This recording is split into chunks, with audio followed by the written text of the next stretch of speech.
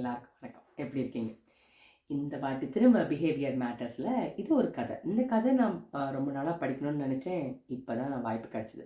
Sloth gets busy. பிஸினா எப்பயுமே ஏதாவது வேலை செஞ்சுட்டு ஆக்டிவாக இருக்கிறது தான் பிஸியில். நம்ம ஸ்லாத்துங்கிறது ஒரு கரடி மாதிரி இருக்கும். அதுக்கு தமிழில் என்னன்னு நான் டிஸ்கிரிப்ஷனில் போடுறேன். இந்த ஸ்லாத் வந்து ஒரு 16 மணி நேரம் பக்கம் தூங்குமா. ஸ்லாத்து ஒரு நாள் எவ்வளோ ஹவர்ஸ் இருக்குது? 24 ஹவர்ஸ் இருக்குது. 24 மணி நேரம் இருக்குது. அதில் 16 மணி நேரம் தூங்கிட்டே இருக்குமா இந்த ஸ்லாத்.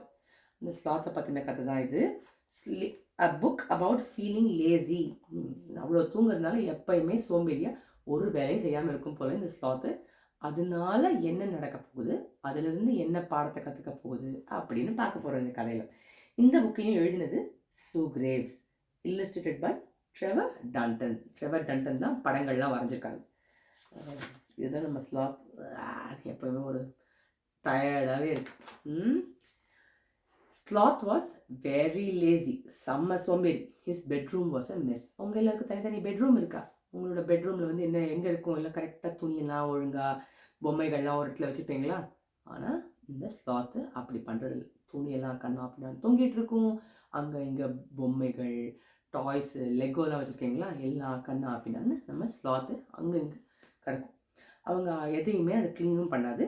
அவங்க அம்மா சொல்லுவாங்க, இந்த பாரு நீ எனக்கு கொஞ்சம் ஹெல்ப் பண்ணணும் ஸ்லாத், எதுவுமே வேலையே செய்ய மாட்டேற அப்படின்னு சொன்னேன்னா, அம்மா க்ளீன் பண்ணுறதுலாம் ரொம்ப போர் அடிக்குதுமா அப்படின்னு சொல்லிட்டு தூங்கிட்டே இருக்குது. பாருங்கள் எல்லா பொருளும் அப்படியே கிடக்கு. பேட்டு, பாலு, ஃபுட்பால், பொம்மை, காஃபி குடிச்சிருக்கு ஏதோ, காஃபி குடிச்ச ஏதோ ஒரு மக்கு, பக்கத்துலேயே ஒரு ஹெட்ஃபோன்ஸு, எல்லாமே அப்படியே கிடக்கு. அவங்க அம்மாவுக்கு செம்ம கோவம். ஆனால் கண்டுக்கவே மாட்டாங்க. Once, when it was Tiger's birthday party, Sloth wanted to wear his favorite t-shirt, but he couldn't find it in all the mess. வீடு குப்பையாக இருந்தால் நம்ம என்ன தேடுறோமோ அது கிடைக்கிறது ரொம்ப கஷ்டம் தானே. அவங்க டைகர்னால் என்ன, புலியோட பர்த்டே பார்ட்டி, பிறந்த நாளுக்கு போனோம். அங்கே வந்து ஒரு எனக்கு பிடிச்ச ஒரு டிஷர்ட்லாம் போட்டுக்கணும் அப்படின்னு அந்த ஸ்லாத் ஆசைப்படுது. ஆனால் வீடு குப்பையாட்டம் இருக்கும்போது எங்கே போய் தேடுது இந்த ஸ்லாத்துக்கு? அது டிஷர்ட் எங்கே இருக்குன்னே தெரியல. அதனால் வேறு ஒரு டிஷர்ட்டை போட்டிருக்கானா, அவனுக்கு பிடிக்கல அந்த டிஷர்ட்டு, ஆனால் அதுதான் போட்டிருக்கான். So he had to go to the party in his worst jumper instead. Mom said if he put things away properly, he would be able to find everything. அவன் வந்து அவனுக்கு பிடிக்கவே இல்லை ஒரு ஜம்பர். கடைசியில் அதுதான் இருந்தது, அதை தான் போட்டு போகிறான். அப்போ அவங்க அம்மா சொல்கிறாங்க, நீ ஒரு பொருள்லாம் ஒழுங்காக வச்சுருந்தனா ஈஸியாக தேடும்போது கிடைக்கும் இல்லை. Everything has a place and everything in it's place.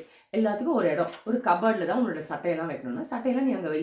அப்போ நீ சட்டையை தேடும்போது கண்டுபிடிக்கிறது ஈஸியாக இருக்கும்ல அப்படின்னு அவங்க அம்மா சொல்கிறாங்க. கண்டுக்கவே மாட்டோம். Every morning, Sloth's mom and dad tried hard to get Sloth out of bed. Mom tried making a lot of noise, but that was no good. எங்கள் அம்மா என்ன பண்ணுறாங்க, டிங் டிங் ஏதாவது பிளேட்டெல்லாம் வச்சு தட்டுன்னு தட்டுறாங்க. அவ்வளோ சத்தம் கொடுத்தாலும் எழுந்திருக்கவே மாட்டோம் நம்ம ஸ்லாத், தூங்கிட்டே இருக்கான். அவங்க அப்பாவும் அதே மாதிரி தான். அவங்க அப்பா காலெல்லாம் பிடிச்சி இழுத்து பார்க்குறாங்க, எழுந்திருக்கவே மாட்டேன்னு அப்படி தூங்கிட்டு இருக்கான். Dad tried to pull him out, but that didn't work either. Dad said he was lazy. Sloth said he liked his comfy bed too much. He didn't want to get out of it ever. அவனுக்கு ஒரு bed ரொம்ப பிடிச்சிருக்கான். அம்மா அப்பா என்னது இது, bed ரொம்ப சூப்பராக இருக்கு, நான் இங்கேயே படுத்துட்டே இருக்கேனே அப்படிங்கிறான். ஒரு வேலையும் செய்ய மாட்டான். இப்போ என்னாச்சு, Sloth never helped at home. He never washed up his bowl and mug. He couldn't be bothered to put his rubbish in the bin. Mom and Dad got cross. They said he was too lazy. பெட்டை clean பண்ணுறதில்ல, சட்டையெல்லாம் ஒழுங்காக வைக்கிறதில்ல, toys எல்லாம் ஒழுங்காக வைக்கிறதில்ல. அதே மாதிரி சாப்பாடு சாப்பிட்ட உடனே போய் உங்களோட பவுல் மக்கெல்லாம் தேக்க போடுவீங்கல்ல, அதுவும் பண்ண மாட்டாங்க.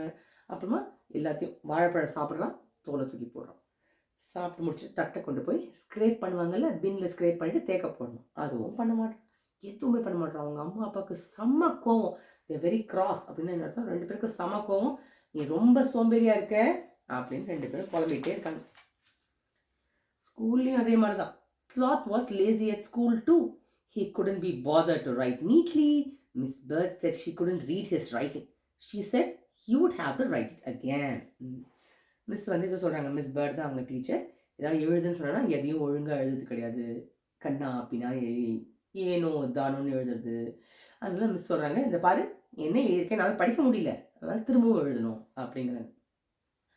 He couldn't be bothered to put the top on his water bottle. When he accidentally knocked it over, water went everywhere. Miss Bird said he had to mop up all the mess. வீட்லேயாவது அவங்க அம்மா அப்பா ஒன்றும் சொல்லாமல் அவங்களே வேலையை செஞ்சிடறாங்க. ஆனால் ஸ்கூலில் அவங்க மிஸ் ரொம்ப கிளியராக இருக்காங்க. நீ தப்பு பண்ணால் நீ தான் அதை கரெக்ட் பண்ணணும் அப்படிங்கிறாங்க. அவன் என்ன பண்ணுறான், தண்ணி குடிக்கிறான். தண்ணி குடிச்சிட்டு பாட்டில் மூடணும்ல, தண்ணி திறந்து பாட்டில் திறந்து குடிக்கிற. அப்புறம் அந்த பாட்டில் மூடணும்ல, பாட்டில் மூடல. யார், நம்ம ஸ்லாத் சார். அப்போ அதனால என்ன ஆச்சு, இப்படி பண்ணும்போது பாட்டில் தட்டி விட்டான், தண்ணியெல்லாம் கொட்டி ஒரே மெஸ் ஆகி போச்சு கிளாஸ் ரூமில். அப்புறம் மிஸ்ஸு சொல்கிறாங்க, பாரு நீ தான் கொட்டின, நீ தான் அதை க்ளீன் பண்ணணும், மாப் பண்ணணும் அப்படின்னு சொல்கிறாங்க. At play time, everyone played football. Sloth was in goal. Sloth தான் கோல் கீப்பர். அந்த பால் வந்து நெட்டுக்குள்ளே வராமல் தடுக்கிறது அவன் வேலை. ஆனால் but he soon got bored. He had nap in the sunshine instead. Everyone was cross that Sloth didn't want to join in. They were cross. He had spoiled their game. அப்போ அவன் போயிருக்க கூடாதுல்ல, நான் தூங்க போகிறேன், விளையாட வரல அப்படின்னு சொல்லியிருக்கணும். அவன் கோல் கீப்பராக இருக்கேன்னு சொல்லிட்டு பால் வரும்போது பாலை எடுக்க ஸ்டாப் பண்ணாமல் எனக்கு ரொம்ப டயர்டாக இருக்குது அப்படின்னு நல்லா தூங்கிட்டான். பாருங்க தூங்கிட்டு உங்களோட செம்ம ஆங்கிரி ஆகிட்டாங்க. நீ வரலன்னா வரலன்னு சொல்ல வேண்டியதானே, எதுக்கு வந்து இப்படி எங்களோட கேமை ஸ்பாயில் பண்ணுற அப்படின்னு செம்ம ஆங்கிரியாக இருக்காங்க. That afternoon, Miss Camel asked everyone to make cupcakes for the school fair tomorrow. She said the cake stall was always very popular. So, அவங்களோட இன்னொரு டீச்சர் இருக்காங்க. யார், மிஸ் கேமல். நம்ம கேமல்னா என்ன, ஒட்டகம். அவங்க என்ன சொல்கிறாங்க, நம்ம நாளைக்கு வந்து ஒரு ஃபேர் நடக்க போகுது. ஃபேர்னா ஒரு குட்டி திருவிழா மாதிரி நடக்க போகுது நம்ம ஸ்கூலில். அதுக்கு வந்து நம்ம கப் கேக்ஸ் பண்ண போகிறோம் அப்படிங்கிறாங்க. ஏன்னா யூஸ்வலாக வந்து கேக் இருக்கிற ஸ்டால் தான் ரொம்ப ரொம்ப ஃபேமஸ் போல். ஸோ அதனால் நிறைய பேர் வருவாங்க. நாம் இந்த வாட்டி வந்து இந்த திருவிழாக்கு இது பண்ண போகிறோம், கப் கேக் பண்ண போகிறோம் அப்படின்னு சொல்கிறாங்க. ஆனால் நம்ம ஸ்லாத் என்ன ஹெல்ப் பண்ணுமா? She showed them how to make the cakes. She told everyone to clean up any spills straight away. She said spilling things on the floor could be dangerous. அப்போ cup cake பண்ணுறதுக்கு என்ன வேணும், sugar வேணும், flower மாவு use பண்ணணும், அப்புறம் butter அதெல்லாம் use பண்ணோம்ல.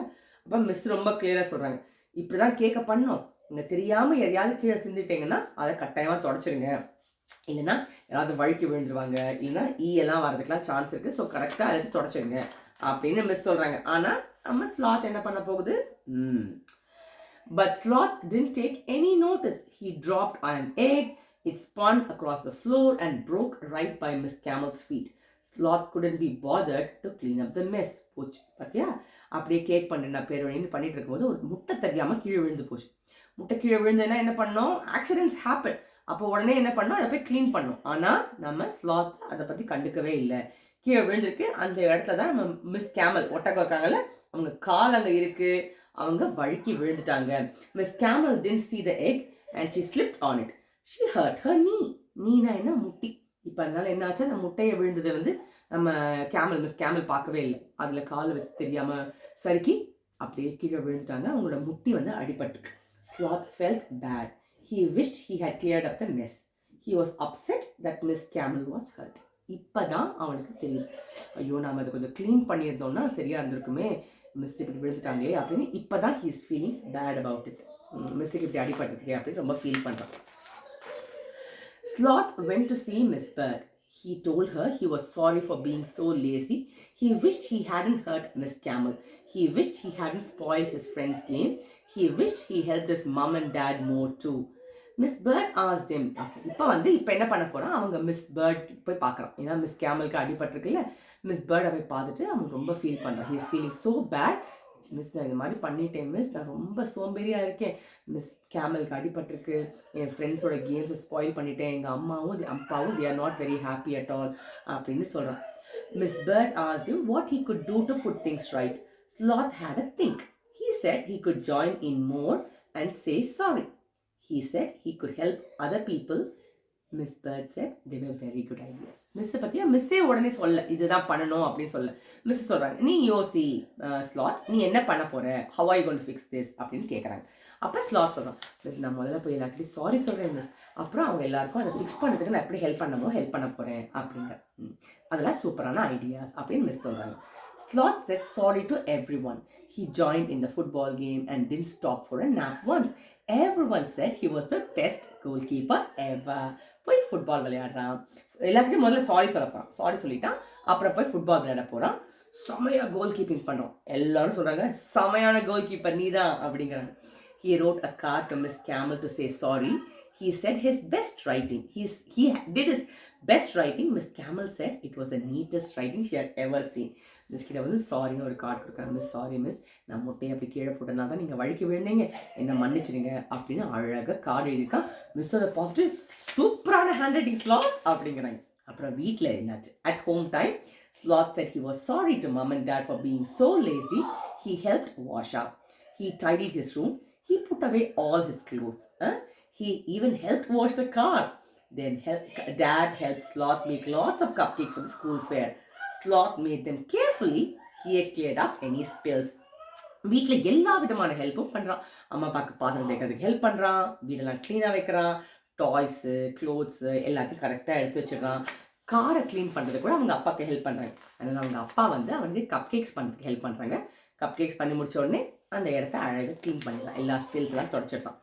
The next day was a school fair. Sloth worked hard all day.